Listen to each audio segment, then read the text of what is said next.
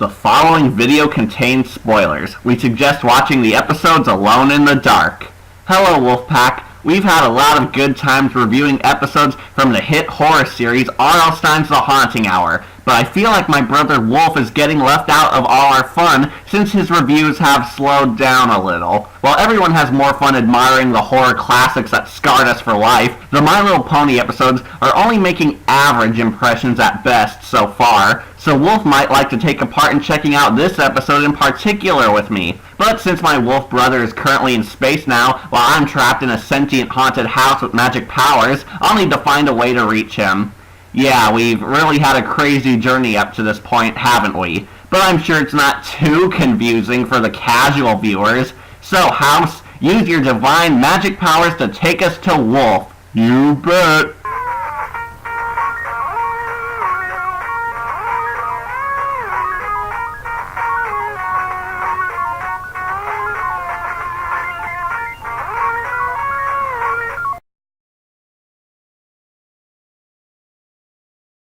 Hello, Wolf. My magic house helped me find you. Do you want to review a Haunting Hour episode with me?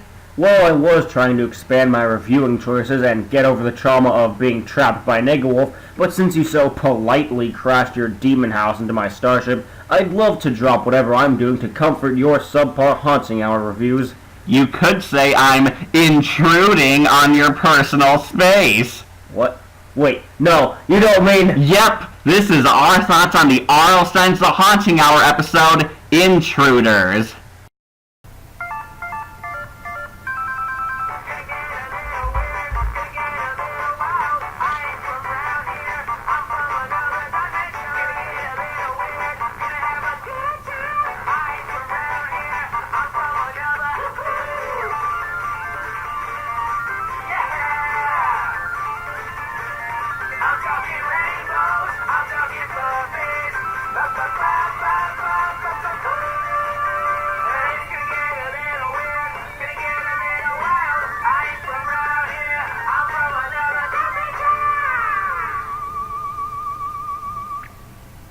So, our episode opens up in a pretty ominous way as we get an establishing shot of this creepy mansion and a vast valley surrounding it. By the way, get used to these shaky cam POV shots because they occupy half the episode. Whenever we see the camera jumping all around like this, it's to inform the audience that we're looking through the eyes of our supernatural monsters as they spy on the house. Because the director thinks you'll be scared more if the screen is shaking a lot. Also remember this moment where we see the supernatural forces managing to get close enough to the house's window since it comes back to work against the story. We then see two parents gushing over a cute baby boy without a name as we meet our main character Eve, played by Willow Shields, aka Primrose Everdeen from The Hunger Games.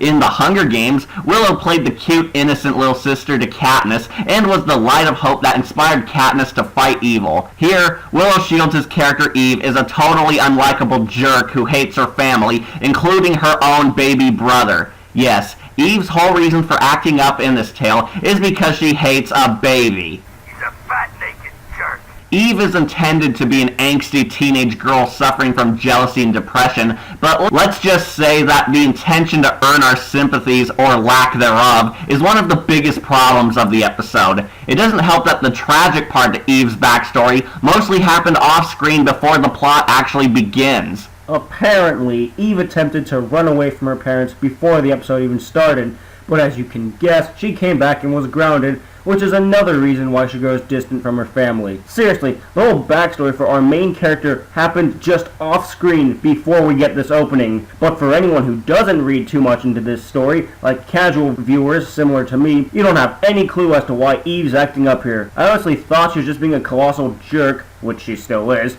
But with that tragic backstory only coming in the form of one sentence in the first minute, you can easily miss it. But even if we are still supposed to sympathize with Eve, I don't. I immediately hate this girl from the first line she speaks onward because she has no reason to act like this at all. We're supposed to feel sorry for Eve because she was an only child until this unnamed baby brother was born, but since she's so petty enough to hate a baby and her own parents, that only makes me despise her even more. What's worse is that while Eve may be an unlikable emo teen, I personally think that her parents are somehow more awful than our quote-unquote hero. Through some exposition, the parents talk about how they've sent their daughter to 2 therapists now to help her, but as far as we know, they've never tried to talking to Eve themselves. Yeah, these parents, who I just want to point out are intended to be in the right, never try to reason with Eve themselves and just tell her off without any second thoughts. Whenever Eve acts up in this episode, which will happen a lot, the parents do practically nothing to help their daughter out of her emotional troubles. The parents are easily the worst characters in this story, since they never actually act like real caring parents who we're supposed to be rooting for.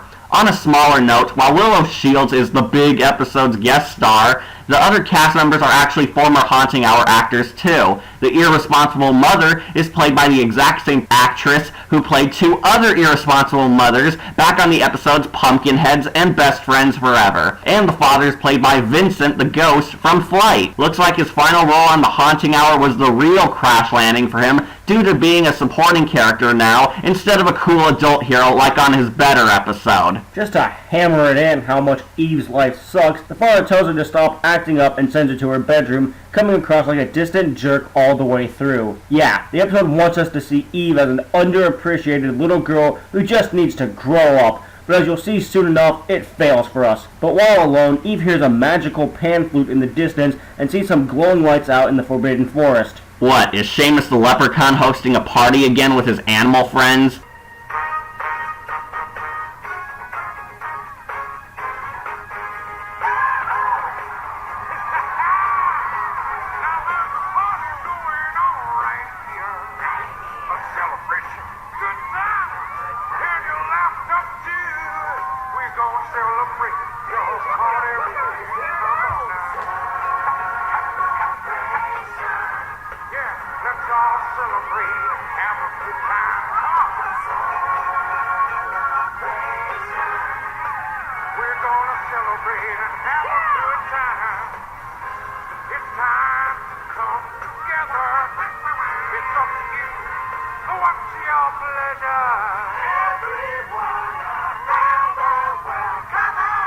Honestly, I was expecting the supernatural characters in this episode to be aliens, since the episode is called Intruders, implying that the villains could be invaders, but sadly I had my hopes too high. When she tries to get a closer view of the aurora lights, they disappear when her dad pops up in the room. The next morning, the family goes on a trip to visit Eve's grandmother to show off the newborn infant, of course, but sadly Eve doesn't want to go because she hates family time now. So, like total jerks, the parents agree to ditch their young daughter alone at their mansion for the night while they go out to have fun. I'm sure absolutely nothing can go wrong with the parents abandoning their daughter alone in their house in an episode called Intruders. Let's not forget that Eve is emotionally broken right now and needs some serious help, but the parents are all like, "Good luck dealing with your butthurt angst, sweetie pie, because we'll be on vacation instead of helping you. Bye, Z's." Unfortunately, this isn't the last time we see the parents in the story, but I can't help but see only hate in their decision to ignore their daughter just because they're growing apart.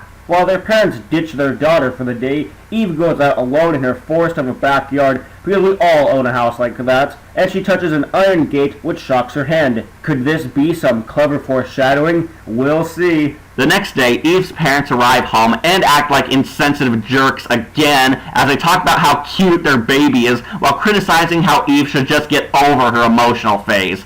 Remind me again, we're supposed to like the parents, right? Because literally every scene they're in, all they do is prove why Eve should run away from these neglectful morons. Just because the parents are distracted by their newborn baby doesn't give them the right to just ignore their firstborn child. Give a more rational reason why they're not always there for Eve outside of the baby is too cute to ignore. You can do better, writers. Eve goes into the kitchen to eat her problems away, but suddenly all electrical appliances come on all by themselves, while the parents come in to, of course, blame Eve for doing all this, despite the evidence that she couldn't turn them all on in the same time. But this is another attempt to make us feel for Eve, since the parents hate on her some more. However, we see that a mysterious note was left on the refrigerator saying, "You don't belong here, Eve." This is the first scary moment of the episode, everyone. A note on the refrigerator. Are you scared yet? That night, Eve sees the ominous lights out in the forest again, but this time she hears strange voices chanting her name as well, telling her to come to them. So, like any normal kid would do, she of course leaves her home in the middle of the night to search the dark forest alone for demonic voices calling out her name. obviously. Once in the forest, Eve meets our supernatural character, Lyria, a changeling slash fairy slash fae, who tells Eve that she's a friend who has been watching her for a very long time. I guess Lyria is either the queen of the changelings or some kind of representative from the fae, but the episode sadly doesn't give too much backstory for her, despite being the most interesting character in the story. Too bad she's very sexy. Hey, only I can be the pungent master around here. But it's true, as interesting as Lyria is compared to the unsympathetic characters, she doesn't receive much focus until the plot remembers to fully use her. What's worse is that the actress playing Lyria does a much better acting job than Willow Shields does. If you look closely at Willow's reactions, she takes it in a little too well that fairies are real and one wants to be her best friend. It's sad to say that the girl who played one of Hannah's idiot best friends back on Scary Mary is trying much harder in this tale than our lead actress is. Come on, girl, you just found out that a magical fairy is real and wants to be your best friend. Show some greater emotion to that. But we then see Lyria offer Eve some fruit as a sign of friendship. Wait a minute, so a girl named Eve is alone in a forest where she befriends an ominous creature claiming to be her friend and is offered a mysterious fruit to eat? Could this be a deep, significant moment where the Haunting Hour writers compare our emotionally traumatized hero to the dark side of human origin? Nope, it's all a total coincidence that meant nothing in the end because this scene was completely wasted. A perfect opportunity to have deep symbolic meaning, and it was all just a stupid scene of Eve eating fairy food to tell us that, yep, she enjoys it as proof that she's a fairy because only fairies enjoy fruits apparently. Lyria tells Eve that she's really a changeling slash fairy slash fae too, since the girl was placed in a human family a long time ago, because I guess her real parents were deadbeats who left her with humans just as bad as they were at raising children too. The fairy queen tells Eve that she seeks to take her in as one of her own, promising to grant Eve ultimate power as a forest fairy, and pointing out how her human parents don't understand her at all. Finally, a character I can root for. I sure hope the writers don't drop any random bombshell plot twists on us just to make us turn against the only unique character. Lyria also reveals that the only thing that can harm changelings is iron, which explains the iron fence shocking Eve early in the story. Though this might also raise even more questions on why Eve's family has a long iron fence bordering their house. According to the changeling legends, another way to ward off changeling is to have iron scissors on you or your child, but we won't see that because the writers are afraid about scarring kids for life in this show that casually kills off children. Before Eve can know more, Lyria vanishes when her dad shows up since he actually noticed that she disappeared. Unfortunately, right after the scene that offers Eve a chance to be more of a complex character, she switches back to jerk mode and whines about her dad not knowing her at all. Should have left her out in the forest, Dad. Eve's not the only one who grows even more unlikable. Just after we had a scene where the dad searched for his daughter out of concern, the writers follow us up with another scene of the mother proving to be a horrible parent. Eve asks her mother what it was like on the day she was born, but get this, the mother actually can't remember the birth of her own daughter. Yeah, it's only the day your first child was born. It's not like an important date that should matter to you. True, the Fae folk told Eve that she was a fairy placed in the care of humans, so the mother might or might not be aware of that, but the fact that she's completely unaware of the time her own daughter was born just makes her look awful. We don't know if the parents know Eve is a fairy or not because the writers don't make it clear, but that's still no excuse for bad parenting. I'll give the father some credit since he's trying to be a good parent, but the mother is absolutely terrible. She does nothing to comfort Eve, doesn't attempt to reach out to her, completely shuts her out as a lost cause, and is so distant from her child that she can't even remember what it was like when she joined their family. So, what was that like? Well, that was a long time ago. But I remember the day that we brought you home, and you know, there was a lot going on then. We were newly married, and we just moved into this house. Well, I can't remember everything. You are a terrible person. On the plus side, the mother's neglectful parenting convinces Eve that Lyria was telling the truth about her fairy heritage. Eve then practices her magic powers by using her abilities to troll her parents. Are we supposed to like Eve? I know, right? For an episode that's supposed to make Eve look like a tragic character, they sure make her more and more of a horrible person as the story goes on. We get a whole montage of Eve using her divine powers to screw around with her parents. While totally justified, this doesn't make her an endearing character because this feels more like a villain origin story than a tragic tale of family drama. If you can believe it or not, R.L. Stine actually had both Eve and her parents as villains in the story this was very loosely based off of Make Me a Witch. But I think it's a good thing that the writers didn't actually make this story a canon adaptation of that short tale because of how awful it came out. Eve then arrives back in the forest to speak with Lyria about how being a fairy rocks. Yep, in the exact same spot where she met the fairies last night without any problems whatsoever. Boy, it sure is lucky that Eve remembered the layout of her backyard forest and didn't run into the witch sister out there doing another ritual. So Eve fangirls all over Lyria and asks if the Fairy Queen can be her big sister since she'd rather have the supernatural magical girl she's known for less than a week to be her guardian over her own parents. Good, so it's a happy ending after all, right? Nope, because right the heck out of nowhere, Lyria says that Eve can be a changeling with her for all eternity in exchange for the life of her baby brother. Yes, just dropped on us like that. It turns out that Lyria is a psychopath who enjoys murdering babies and replacing them with more fairy children so she can collect them for her army. No joke, this plot twist of Lyria being a sadistic child murderer just randomly came up right after Eve declared the fairy to be the coolest person ever in order to immediately make the audience hate her. Where do I begin to describe how forced this plot twist is? How about how Eve suddenly gives a crap about her family when she asks why they'd want to kill her baby brother, even though she spends every minute hating on her family, wishing her brother gone. Or the fact that the show is now ripping off both Labyrinth and Pan's Labyrinth, with all stories being about a little girl dealing with growing up as she tries to save her baby brother from supernatural demons.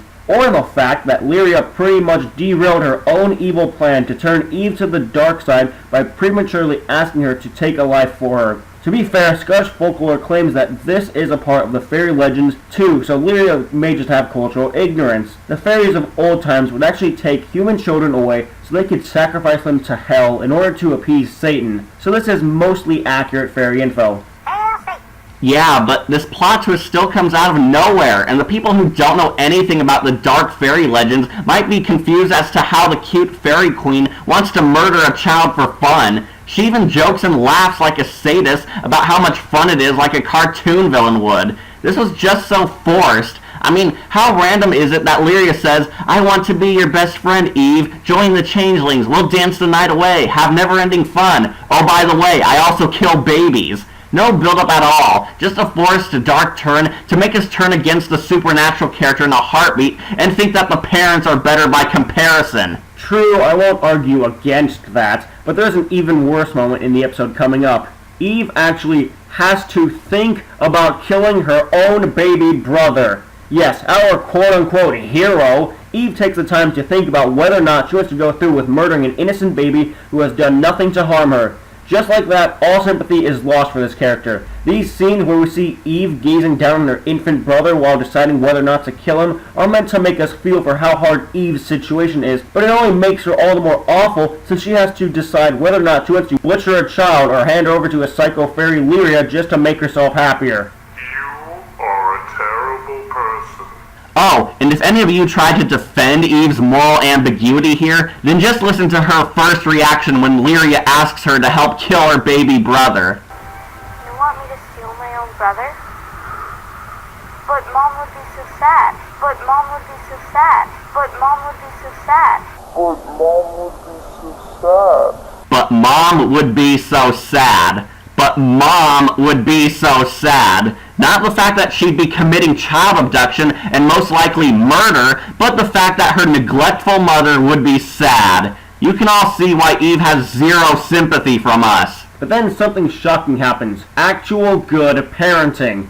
The father suddenly decides to reach out to tell Eve and tell her that he loves her, accepting her for who she is with open arms. There have been no other times where he seemed to care until now, but we're expected to believe that he wanted to comfort her all along. Don't you know, Wolf? He didn't need to be a good parent until the plot wanted us to remember that he's supposed to be a compassionate parent. So, of course, Eve is touched by the father's speech on love and decides to truly become a hero. she goes back to the Dark Forest to trick Lyria into grabbing an iron spike, burning the Fairy Queen's hands. Wait, how did Eve break off an iron fence spike if she couldn't touch it without getting shocked? Great continuity.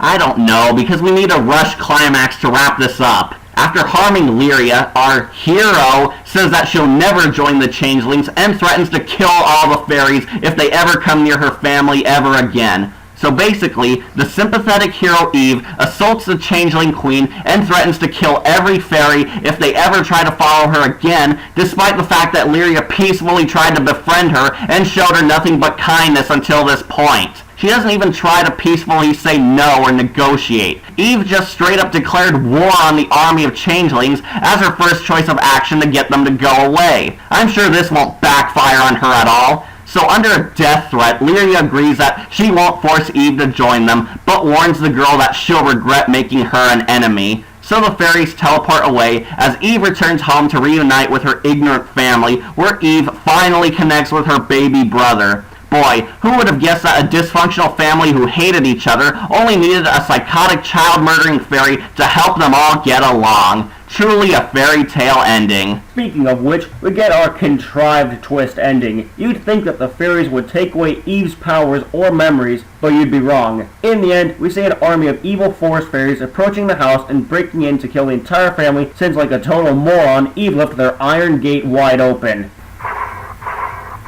Yep, everyone dies at the end because the fairies came back for revenge, since Eve was too stupid to warn her family that an army of monsters wanted to kill her. How do you forget something like that? Eve knew she pissed off the fairies by threatening Lyria, but she just strolls back home thinking everything's all dandy outside of the fairies declaring vengeance against her? What's worse is that even if you are somehow still invested in the characters after all this, the twist ending makes it seem like nothing mattered in the end, since even her entire family all died in the end. Eve's so-called character development and her decision to spare her baby brother never amounted to anything because the fairies arrived to kill them all in the ending. So congratulations, Eve. You chose to turn good and save your family only to die alongside them in a violent fairy assault. Though some people who actually like this episode argue that there might be a chance that Eve survived this assault, but I doubt it because Eve never learned any combat skills from them, and she'll get overwhelmed by the hundreds of monsters attacking. Plus, if she did somehow make it out alive,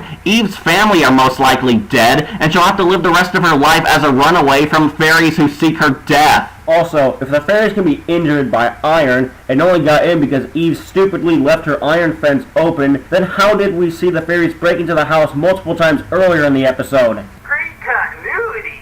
We've had some heartwarming ending between the parents and Eve, but this was just another attempt to throw a dark, spooky ending at us, which sadly destroys all potential this story could have had, because it shows that the character development meant nothing in the end if the writers intended to have them all die. A lot of people were actually confused by this twist ending since it jumped at us so abruptly, but I'll explain it for those of you who didn't get it. Lyria lied about keeping her promise to Eve to never mess with her family since she decided to get revenge and kill them all because she's crazy. While this episode shows that fairies can surprisingly be scary, I think we all know how this battle really would have ended.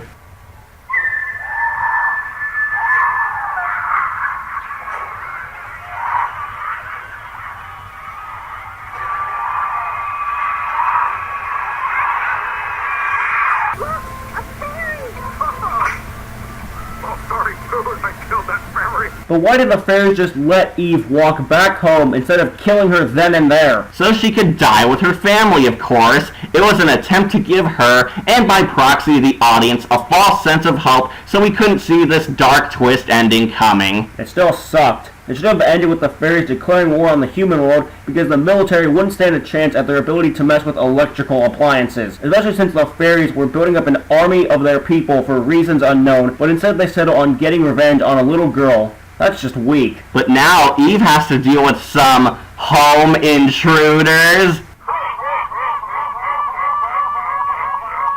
So, how does Intruders hold up?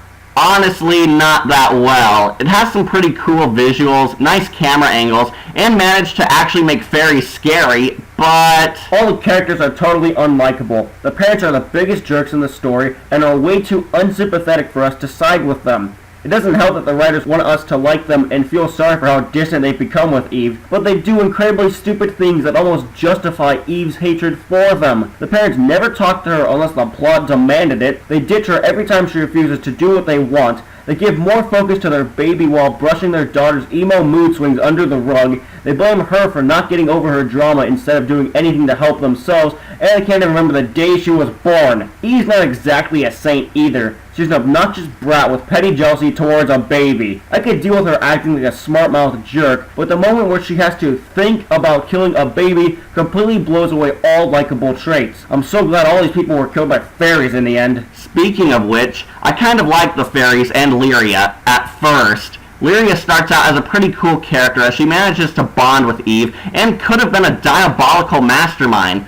Unfortunately, she quickly goes from this cool, dark, magical girl into a cartoony, cackling mad woman when she outright admits that she enjoys killing babies. This makes her go from a seriously complex character into another generic psychopath with zero character depth. It's sad to say that Big Yellow from Mascot is a more complex villain than the Fairy Queen is. The exact same thing can be said about the story as a whole. Intruders started out really cool and ominous, but it slowly descended into something nonsensical and ugly when you find out what the original result was supposed to be. This was basically a be careful what you wish for story about appreciating your family and what they do for you, but it came out so messy. In my old house, Alice abandoned her family for her house, but it was explained that she and the house knew each other for years, so I could believe that our hero trusted the supervillain as her best friend. In Intruders, Eve knew Lyria for 1 week and was immediately on board with the idea of living with a stranger out in the woods over her own family, not only making her unlikable, but showing that the story was really rushed. I personally hated this episode with a passion since I found everything awful about it. If you want to see a better version of this story,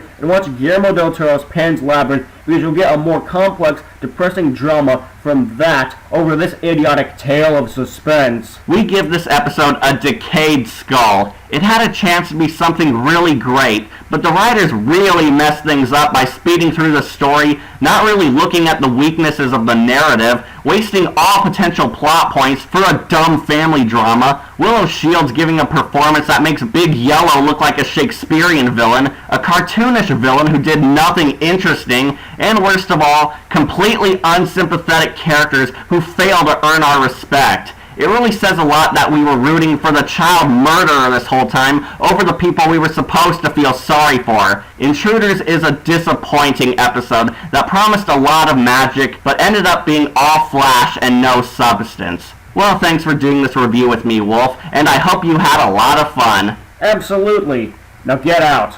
Ah. Well, remember to like, comment, and subscribe, or just tune in for more videos posted here on Wolf Entertainment. I'm your host, Catastrophe. I'm Wolf. And we'll see you all later. I'm talking rainbows, I'm talking puppies.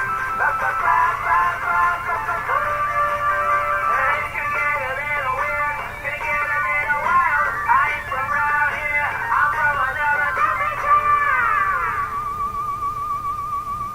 Do you have to play that theme every time? Yes.